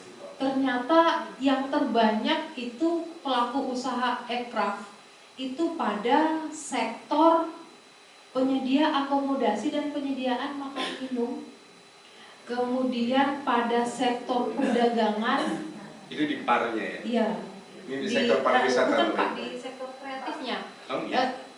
Yang pertama akomodasi, yang kemudian industri, dan yang ketiga terbesar adalah perdagangan. Namun itu dari sisi pelaku usaha. Tapi kalau kita berbicara kontribusi, ini yang terbesar adalah di sektor penyedia akomodasi dan penyediaan makan minum untuk ekonomi kreatif. Ini perhitungan yang kami lakukan berbasis data dari KBLI, kami compare dengan kontribusi di PDRB-nya. Nah, saya menanggapi sedikit, saya juga di 2023 tahun lalu itu ada riset dengan Brida terkait kontribusi UMKM pada sektor pariwisata. Nah, di sini kelemahan utama yang kami temukan adalah UMKM pada sektor pariwisata ini ternyata belum memiliki izin. Banyak yang Ya, tidak sama. mengurus izin. Sama seperti yang Bapak Ibu sampaikan, belum memiliki izin. Pada saat ditanya apakah sudah pernah menerima bantuan dari pemerintah, mereka menyatakan belum. Kemudian kami tanyakan lagi, bagaimana dengan izinnya? Jadi mereka belum mengetahui bahwa ternyata kalau dengan izin itu selain membayar pajak, mereka juga bisa dapat bantuan. Bisa dapat bantuan dari pemerintah maupun kredit. Ini catatan penting Bu Iya. Yesi ya, bahwa satu produk hukum itu ada sisi kewajiban, tapi juga ada sisi hak. Ya, Jadi, oke. iya, jadi apa ya? Kalau untuk karena memang ekonomi kreatif itu sendiri sesuai dengan peruntukannya tadi, insentif, pemberian insentif itu pada sektor mikro. Kalau kita berbicara berbasis dari regulasi yang ada, mikro itu kan kalau dia di bawah 1 miliar ya, itu sebenarnya sudah cukup luas tafsiran 1 miliar itu, karena sebagian besar memang pelaku ekonomi kreatif masih berada Ada di level itu. ya, pada level skala tersebut. Kalau yang dulu dia 500, kalau peraturan terbaru Undang-Undang Cipta Kerja lebih diluaskan lagi skalanya. Range ya. Ya, range-nya diluaskan lagi sehingga yang masuk IBS, industri besar dan kecil itu sudah di atas miliar, dianggap sudah di atas 5 miliar, sudah dianggap memiliki kemandirian secara finansial. Maka yang disasar dalam pemberian insentif ini adalah skala mikro. Jadi mungkin seperti itu yang saya tafsirkan. Terima kasih. Baik, jadi kebijakan ini adalah peluang kita untuk mendukung pelaku usaha, Ekraf dan UMKM. Saya cenderung untuk tidak banyak membedakan dan terlibat perdebatan di situ, karena semuanya adalah masyarakat Indonesia yang perlu disupport. Yang levelnya memang diutamakan untuk teman-teman yang sedang membangun kemandiriannya, gitu ya. Jadi agak repot di awal, tetapi kemudian dia bisa menjadi instrumen objektif bahwa nanti program yang kita ingin berikan ini adalah program yang nanti menyasar kepada target yang memang membutuhkan, paling membutuhkan, gitu ya. Nah, tentu kita perlu dengar nih, kalau tadi kan dari aspek pemerintah dan dari aspek akademik, begitu ya. Tetapi kita ingin mendengar situasi di lapangan seperti apa. Mengapa kemudian katakanlah tingkat izin formal usaha ini nggak tinggi? Padahal sisi lain sebenarnya ada advantage, ada keuntungan kalau kita mendaftarkan izin. Apakah informasinya yang kurang? Ternyata setiap kali ada terdaftar yang memiliki izin, berarti terdaftar untuk mendapatkan insentif. Gitu. Yang kedua, mungkin selama ini kabar-kabar tentang insentif, dukungan gitu sampai, tapi para pelaku usaha kesulitan mengaksesnya. Karena kan akses itu mengandung dua konsep utama, tersedia dan bisa dijangkau. Bisa jadi programnya ada, tapi nggak bisa dijangkau. Nah, kita perlu dengar teman-teman dari pelaku usaha dan kemudian bisa menyampaikan juga kira-kira pajak mana yang selama ini dianggap cukup, saat ini belum pas misalnya diterapkan secara penuh. Teman-teman dari sektor game dan content creator itu kan sempat melakukan resistensi ketika ada wacana untuk menarik pajak dari teman-teman YouTuber. Itu bereaksi tuh, di medsos bereaksi, baru juga ngumpulin follower Pak, udah dipajakin aja kan gitu, ya kan? Monggo teman-teman bisa dibantu mic-nya supaya terdengar jelas apa yang dibutuhkan. Silakan, Asarin. Monggo siapapun yang ingin menyampaikan aspirasinya.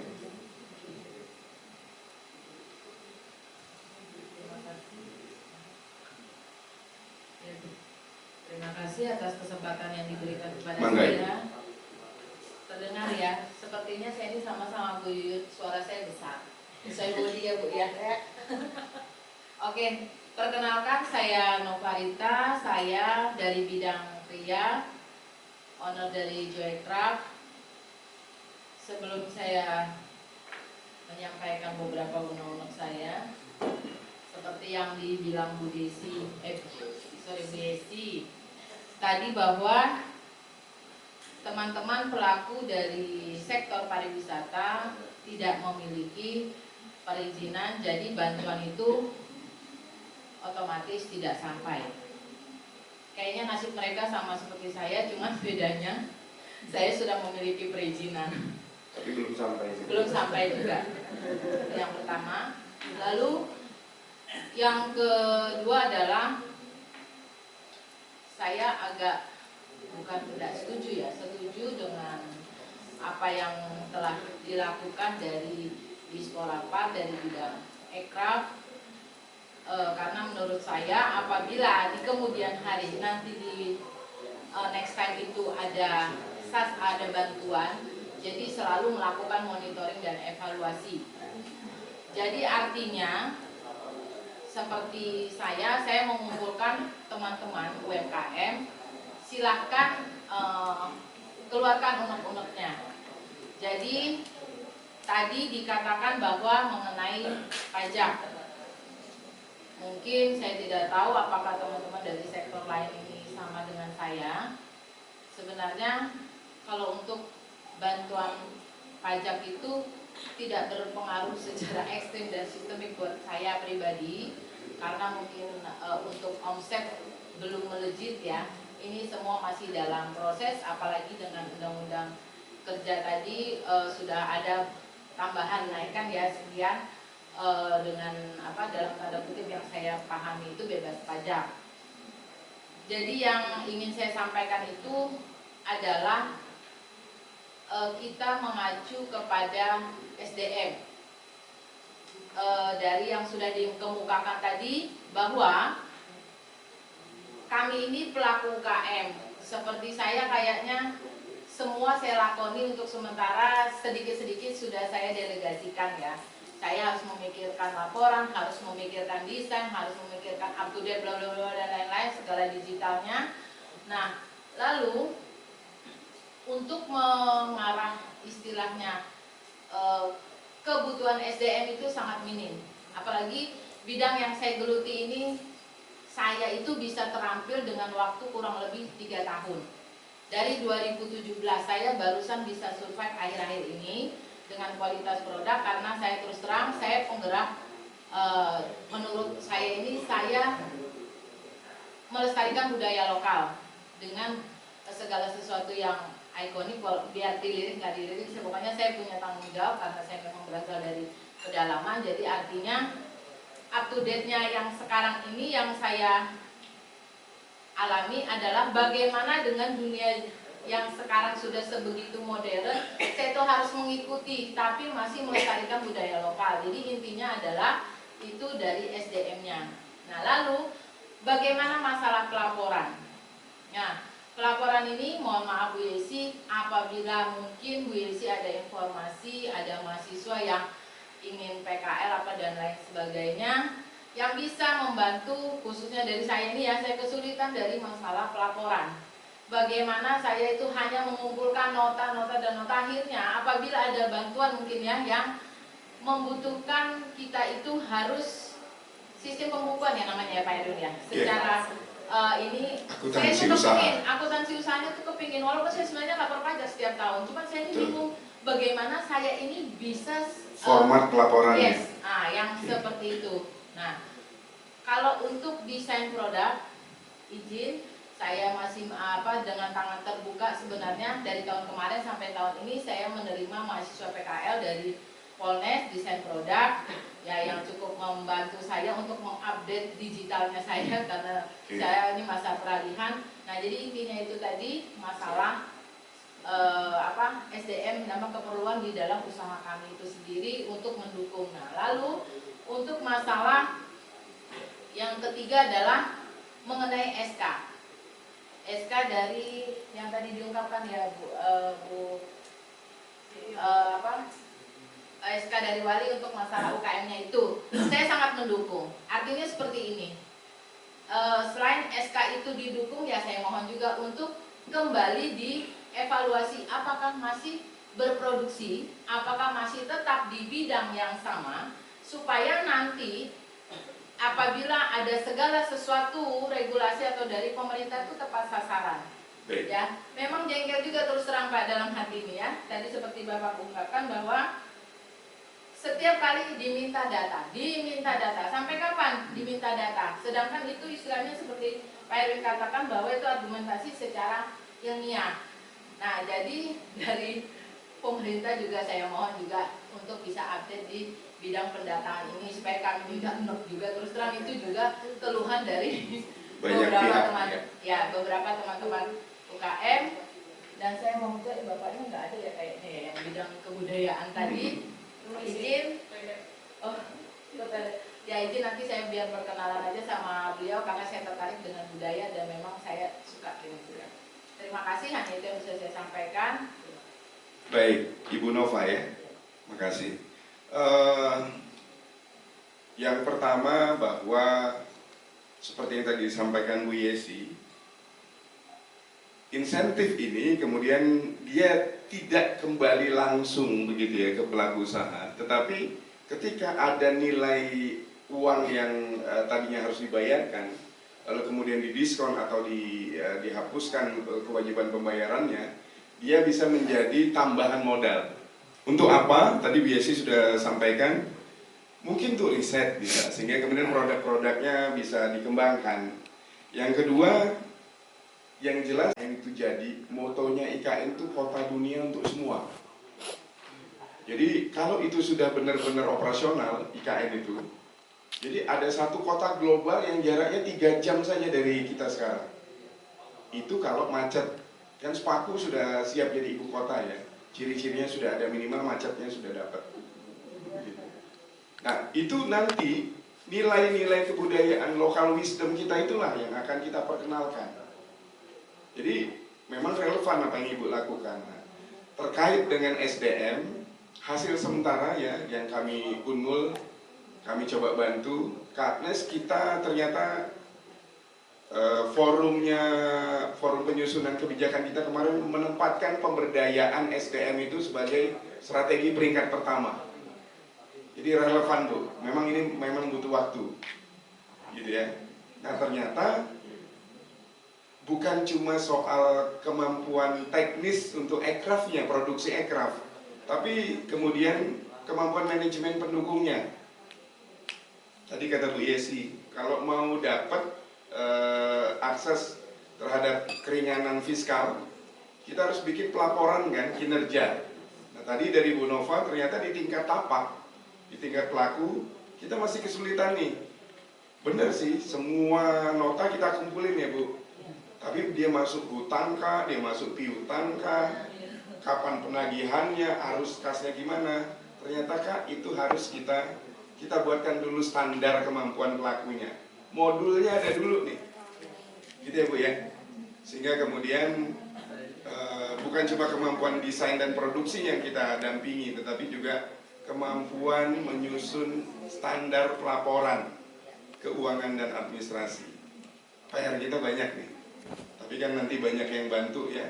Polres bisa bantu di desain, Unmul ekonomi bisa bantu di manajemen keuangan dan lain-lain. Nah kemudian terakhir soal update data nih.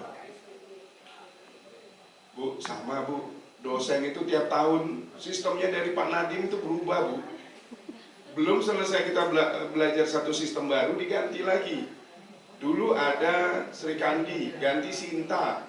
Besok Hanoman Bu, sama, bukan Hanoman ya, ganti lagi dari Sinta jadi Arjuna.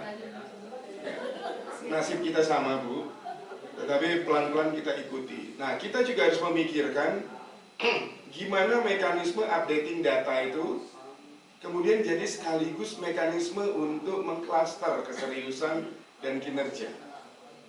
Bisa jadi nanti sistemnya adalah self-declare. Bukan kita yang datang, kita hanya membuat sosialisasi, sistemnya kita edarkan, silakan pelaku mengisi sendiri. Yang benar-benar ngisi berarti memang benar-benar niat. Ya kan? Benar-benar niat dia usaha, benar-benar niat yang harus diapresiasi, nanti dia masuk prioritas untuk mendapatkan insentif. Kan bisa begitu. Sehingga orang kemudian tahu untuk apa beliau-beliau ini mengisi data. Kira-kira gitu, Bu Nova, terima kasih banyak sekali masukan. Rekan-rekan yang lain, dunia persambalan masih aman? Oh, monggo. Assalamualaikum, saya Dewi dari Bakulanku Pak. Dewi? Dewi. Oh Dewi dari? Bakulanku, owner dari Bakulanku. Oh oke. Ini yang mau saya tanyakan ini kan tentang insentif skala mikro. Insentif skala mikro ini kan program yang menyasar pada pola target yang perlu dan sedang membangun kemandirian Pak. Betul. Kalau UMKM sendiri, kalau untuk distribusi pajak itu kan skalanya masih mikro Pak, belum maksimal. Untuk dimaksimalkan ini kan ada program namanya KUR Pak. Dari KUR itu biasanya kan ada pajak yang bisa dibayarkan. Nah KUR ini supaya maksimal itu bagaimana? Itu untuk KUR sendiri ini kan ada namanya agunan Pak. Agunan itu yang kadang-kadang memberatkan, kadang di bawah 25 masih dimintain agunan. Untuk memaksimalkan untuk kita bisa untuk distribusi ke pajak, harusnya kan dari pemerintah ada semacam peraturan yang meringankan. Jadi kami sudah bisa maksimal di pajak dan kami juga bisa mempergunakan KUR. Sedangkan yang untuk pembiayaan itu ada namanya ultramikro. Itu yang saya sama sekali yang belum paham dan banyak teman-teman yang ultramikro. Berarti di bawahnya mikro nih. Iya, benar-benar pemula. Biasa diserahkan oleh lembaga keuangan bukan bank. Dan kami kan belum paham ya begitu. Itu biasanya untuk UMKM yang baru berdiri. Betul. Sebenarnya itu kan harusnya disosialisasikan untuk maju ke jenjang itu harus kan dari yang ultramikro kami bisa ke KUR. Nah dari situ bisa dimaksimalkan untuk Iya. Ini alhamdulillah loh, terima kasih karena kita sosialisasi. Ini juga peningkatan dari peminjam. Ini juga alhamdulillah ini sekarang udah 91%. Tandanya 891.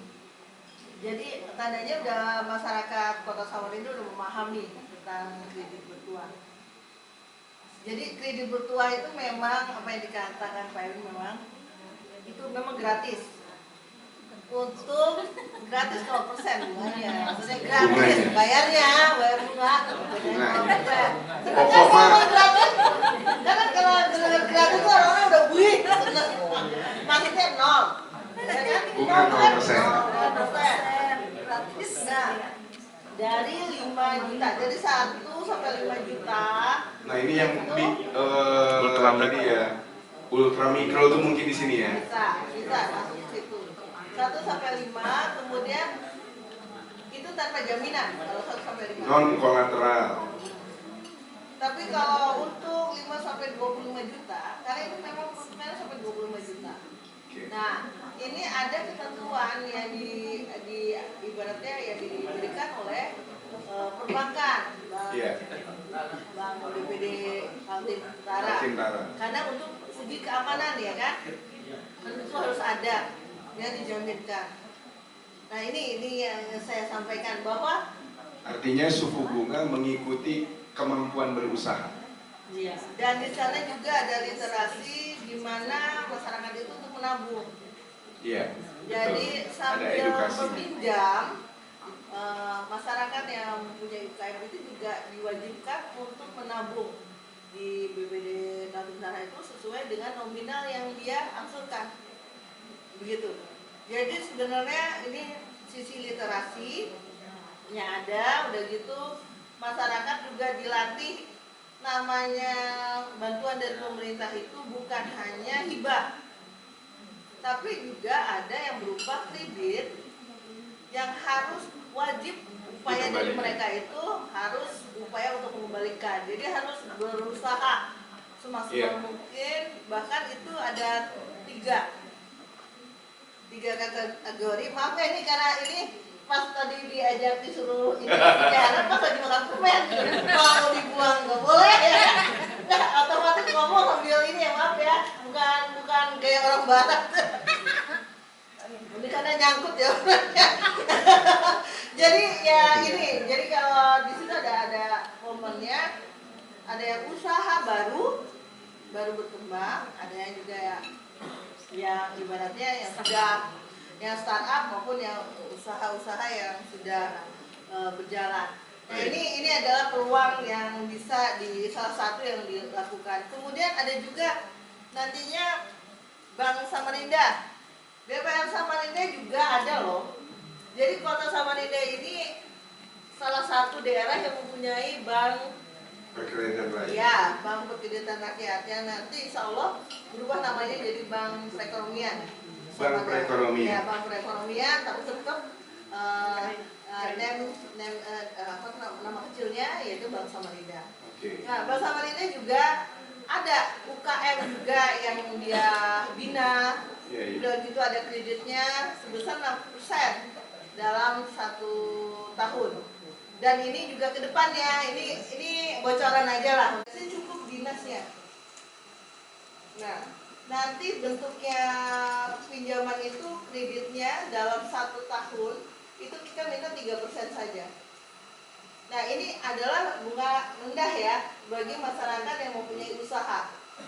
Kenapa enggak kalau itu memang dilaksanakan? Dan ini karena bentuknya kelompok ya, dengan kelompoknya 5 orang dalam 1 kelompok, otomatis dalam sekelompok itu bisa mendapatkan 10 juta itu minimal.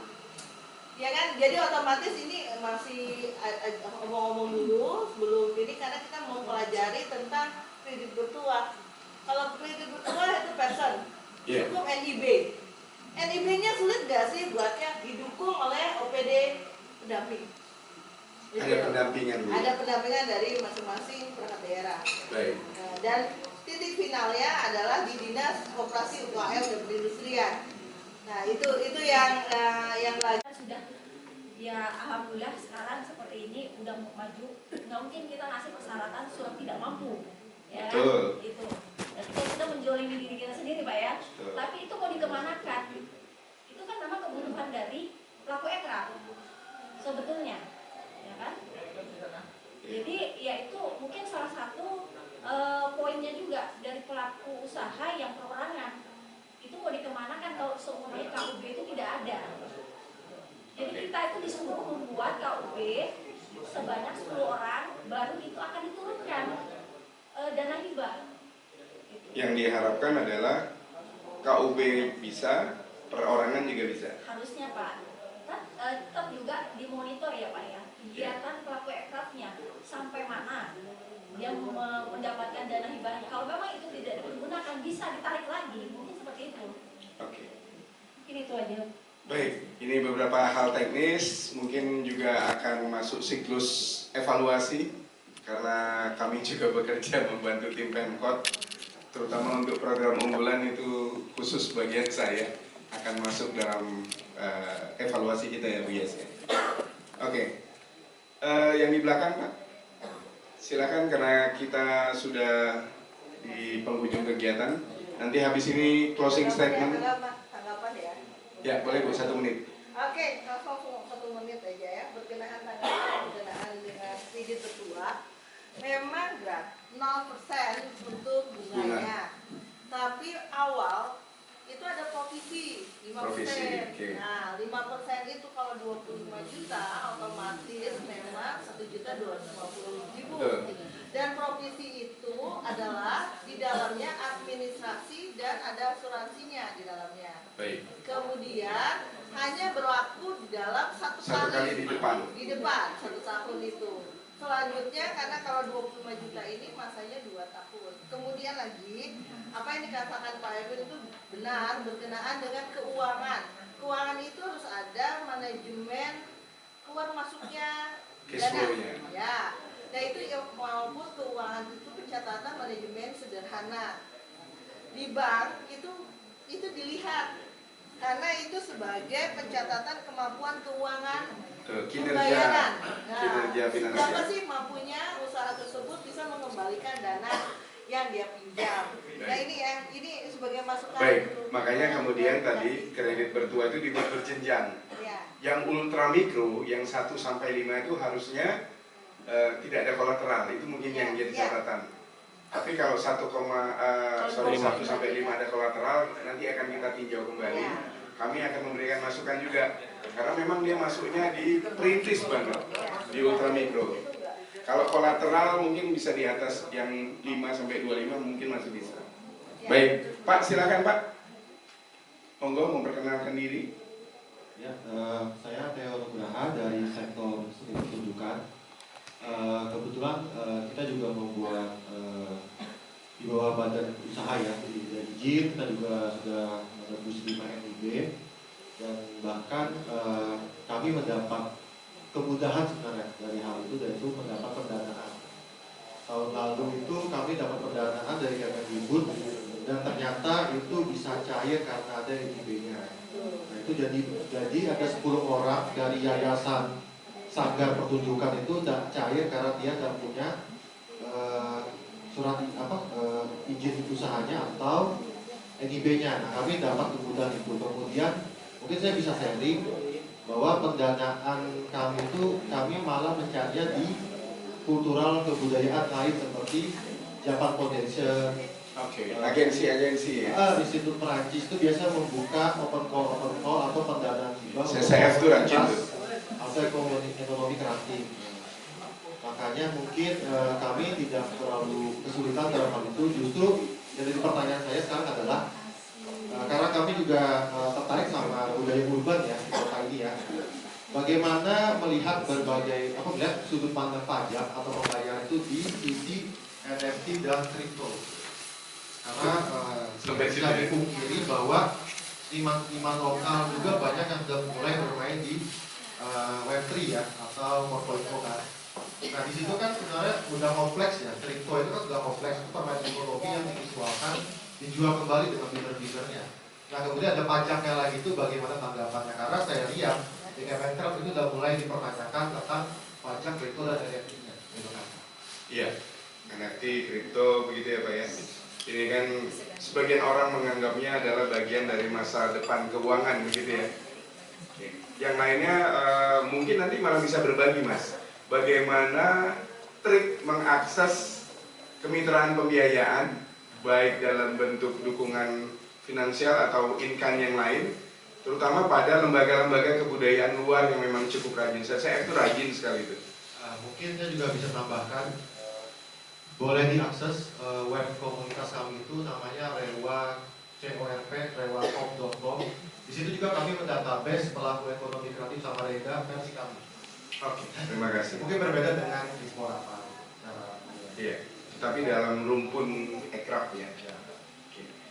Bu Yesi, nanti sebelum closing statement dari Bu Agnes, seberapa besar peluang kita untuk masuk kemudian memfasilitasi teman-teman yang bermain di wilayah itu? Baik, terima kasih. Mungkin saya menanggapi lebih ke pembiayaan non tunai ya, artinya dalam bentuk uang tetapi cashless. Nah, sebenarnya untuk ini pemerintah daerah sendiri sudah mulai mengacu ke sana. Jadi pemerintah daerah itu sudah menerapkan, saya kurang tahu kalau di tingkat kabupaten kota, tetapi kalau di tingkat provinsi itu sudah memberlakukan penggunaan kartu kredit untuk pembiayaan belanja daerah. KKD. Ya, ada juga ya kalau di kabupaten kota. Jadi itu sudah dimulai diberlakukan Pak. Karena baru diberlakukan, artinya implementasinya mungkin akan berdampak kepada proses-proses pembiayaan yang diturunkan ke pelaku usaha. Namun mungkin ini membutuhkan waktu Pak, karena di kabupaten kota sendiri, di tingkat provinsi itu sendiri, ini baru berlaku kalau saya tidak salah di tahun 2024 ini. Oke, NFT kripto mungkin perlu sesi khusus nih. Ya, karena blockchain juga membutuhkan pemahaman yang agak berbeda begitu ya dari pembiayaan konvensional. Tetapi terima kasih tadi teman-teman dari Rewa Corporation ya. Ini spektrum pengetahuan baru untuk kita semua. Nanti mungkin kita ngobrol khusus Mas. Baik teman-teman, 10 menit lagi kita di jam 12. Mohon izin untuk menutup sesi diskusi. Apa-apa yang sudah kita diskusikan hari ini akan menjadi bahan bagi teman-teman di Pemkot Samarinda, terutama di bidang ekonomi kreatif. Tetapi, sekali lagi, saya senang karena topik ini dipikirkan serius. Dipikirkan serius, berarti ada peluang hukum yang akan kita tindak lanjuti menjadi instrumen kebijakan yang operasional. Mohon dukungan untuk kita semua, jangan capek-capek kalau diajak diskusi. Perubahan itu memang memerlukan, revolusi itu membutuhkan energi begitu ya. Jadi jangan capek-capek kalau diminta datang dan diminta untuk bersuara. Baik, sebelum kita tutup, saya mohon closing statement dari Bu Agnes. Terima kasih atas waktunya yang diberikan oleh Om Ewin. Akrabnya dipanggil Om aja. Udah Om memang. Bener Kak. Luar biasa sekali hasil diskusi kita hari ini, langsung pada topiknya insentif daerah untuk pelaku ekonomi kreatif. Karena yang pertama kita tahu ide kreatif atau inovasi yang kreatif di bidang ekonomi kreatif itu sangat dihargai oleh pemerintah dan sangat berharga oleh pemerintah. Itu sebabnya dilindungi di dalam HKI ya. Dan juga tidak tanggung-tanggung pemerintah juga memikirkan apa insentif dan bagaimana mengukur insentif di 17 subsektor ini untuk boleh mendapatkan bantuan dari pemerintah, apakah berupa finansial maupun yang non finansial. Ruang kreatif itu perlu kita buka sebesar-besarnya, khususnya di Kota Samarinda. Dan untuk diskusi hari ini itu sangat-sangat membantu kami, dan kami juga tidak menutup diri setelah ini tetap kami buka diskusi yang seluas-luasnya bagi pelaku ekonomi kreatif. Jika ada hal yang belum diungkapkan di sini, mungkin di kantor nanti boleh datang mampir. Itu adalah kantor kita bersama, itu adalah milik Bapak Ibu juga. Walaupun sempit, tapi bisa menampung kita semuanya. Baik. Langsung ditutupkan. Langsung saya tutup saja ya. Baik, dengan mengucapkan syukur kepada Tuhan Yang Maha Esa, hasil FGD penyusunan skema insentif daerah untuk pelaku ekonomi kreatif pada hari ini ditutup. 1, 2, 3. Baik, dengan demikian acara kita hari ini berakhir. Terima kasih kepada semua yang sudah berpartisipasi dan berkontribusi ide. Mudah-mudahan ini bisa kita tindak lanjuti menjadi sesuatu yang konkret di masa depan. Dari saya, Assalamualaikum warahmatullahi wabarakatuh. Selamat siang dan terima kasih.